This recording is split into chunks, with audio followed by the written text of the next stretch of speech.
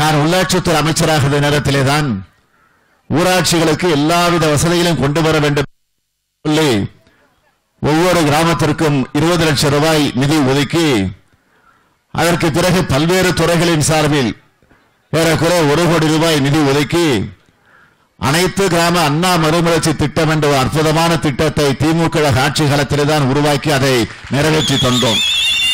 அதுவும் உங்களுக்கு தெரியும். அதன் மூலமாக பல பணிகளை நிறைவேற்றி இருக்கிறோம்.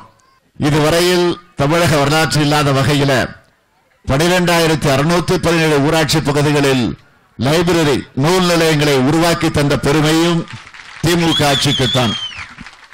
நான் உள்ளாட்சித்துறை அமைச்சராக இருந்த நேரத்திலே தான்.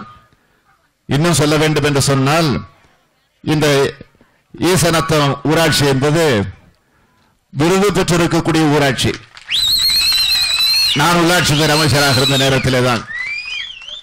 ஆக இவ்வளவு பணிகளை நிறைவேற்றி இருக்கக்கூடிய நான் கேட்கிறேன், ஸ்டாலின் என்றைக்காவது கிராமப்பகுதிக்கு போனதுண்டா என்று? சேலத்தை தவிர இந்த எடப்பாடிக்கு வேற ஏதாவது ஊரு தெரியுமா? இன்றைக்கு தமிழ்நாட்டிற்கு ஸ்டாலின் எங்கே போனாலும் இவன் தான் ஸ்டாலின், இவன் தான் தளபதி, இவன் தான் கலைஞருடைய மகன் என்று சொல்லக்கூடிய அளவிற்கு நான் ஏதோ பெருசா வந்துட்டேங்கிறதுக்காக பெருமை பேச நினைச்சிடக்கூடாது. காரணம், மக்களாக இருந்து மக்களோடு பழகி மக்களுடைய உணர்வுகளை புரிந்து கொண்டிருக்கக்கூடிய அந்த நிலையில நான் இந்த 11 ஓபிஎஸோடு சேர்த்து 11 எம்எல்ஏக்களுடைய நிலை என்ன ஆக போகிறதோ என்ற அந்த நிலை இன்றைக்கு உச்சநீதிமன்றத்தில் ஊசலாடி கொண்டிருக்கிறது. அதனால்தான் 2 நாட்களுக்கு முன்பு கோட்டையில யாகம் ஓபிஎஸ் நடத்தி இருக்கிறார்.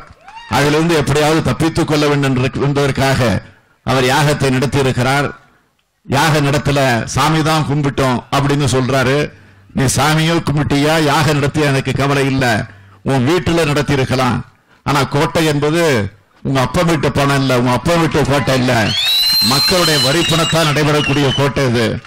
சென்னை சேஞ்சாதி கோட்டையில சட்டத்தை மீறி இன்றைக்கு யாகத்தையோ அல்லது சாமி கும்பிடக்கூடிய நிலையை நீங்கள் ஏற்படுத்தி கொண்டிருந்தால் மக்கள் அதை பொறுத்துக் கொண்டிருக்க மாட்டார்கள். கொடநாடா கொலை நாடா, கொடநாடா கொலை நாடா அப்படின்னு தலைப்பு. முதலமைச்சருடைய அறை போட்டோ போட்டிருக்கு, முதலமைச்சர் போர்டு போட்டிருக்கு, வெளியில ரத்த கரையோட கால் போட்டோ போட்டிருக்கு.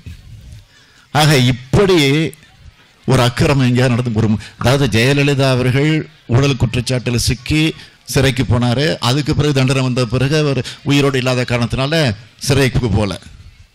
சசிகலா இன்னைக்கு ஊழல் குற்றவாளியாக சிறையில் இருக்கிறார். அங்க என்னென்ன வசதியெல்லாம் கிடைச்சதுன்னு இப்போ அந்த செய்தியெல்லாம் வர ஆரம்பிச்சிருக்கு இப்போ அது. ஆனா இந்த எடப்பாடியை பொறுத்த வரைக்கும் ஊழல் குற்றச்சாட்டுல மட்டும் இல்ல, கொலைகாரனாக சிறைக்கு போகக்கூடிய காலம் மிக விரைவில் வந்து கொண்டிருக்கிறது. இதை சொன்னா இது நியாயமா? கொடநாட்டில் இப்படி நடந்திருக்கு, அக்கறை நடந்திருக்கு, எடப்பாடியே இதுக்கு காரணமா இருந்திருக்கிறாரு, முதலமைச்சராக காரணமா இருந்திருக்கிறாரு அப்படின்னு சொன்னா அதுக்கு என்ன விளக்கம் சொல்றாரு தெரியுமா? நியாயமா இதை நான் பேசிக்கிட்டு இருக்க, என் மீது வழக்கு போடணும். இதை வீடியோ மூலமா வெளியிட்ட மேத்யூ, யாரு, தெஹால்கால்ங்கிற வட மாநிலத்தை சார்ந்த தெஹால்கால்ங்கிற ஒரு பத்திரிகை ஆசிரியர், முன்னாள் பத்திரிகை ஆசிரியர், அவர் மேல வழக்கு போடணும். அதெல்லாம் விட்டுட்டு இதுக்கு யாரு பின்னால எனக்கு தெரியுங்கிறாரு. பின்னால யாரும் இல்ல, நீ தான் இந்த கொலைக்கு பின்னால இருந்திருக்கிற, அதனாலதான் இன்னைக்கு எல்லாரும் சேர்ந்து உன்னை கொலைகாரம் போடணும். இப்படிப்பட்ட நிலையில தான் இந்த ஆட்சி இருக்கு. ஆக இந்த ஆட்சிக்கு பக்கபலமாக ஒரு பாசிச ஆட்சி, மதவாத பிடித்த ஆட்சி மோடி ஆட்சி. அவர் ஆட்சிக்கு வர்றதுக்கு முன்னாடி என்ன சொன்னாரு? நான் ஆட்சிக்கு வந்தா வெளிநாட்டில் இருக்கக்கூடிய வங்கியில் இருக்கக்கூடிய கருப்பணத்திலாம் மீட்டுக்கிட்டு வந்துடுவேன். மீட்டுக்கிட்டு வந்து ஒவ்வொருத்தருக்கும் 15 லட்சம் ரூபாய் வங்கியில் எஃப்டி போடுவேன், டெபாசிட் பண்ணுவேன், கணக்கில் கொண்டு போடுவேன். 15 லட்சம் ரூபாய், 1 லட்சம் 2 லட்சம் இல்ல, 15 லட்சம். இது வரைக்கும் நான் கேட்கிறேன், 15 லட்சம் போட்டிருக்க வேண்டாம், ஒரு 15,000 போட்டிருக்காரா? சரி, ஒரு 15 ரூபாய் அட்லீஸ்ட். ஆக இந்த நிலையில தான் இந்த 2 ஆட்சிகள் இருக்கு. இந்த 2 ஆட்சிகளை அப்புறப்படுத்துவதற்கு நீங்கள் தயாராகுங்கள். நீங்க தயாராகிட்டீங்கிற நம்பிக்கை எனக்கு இருக்கு.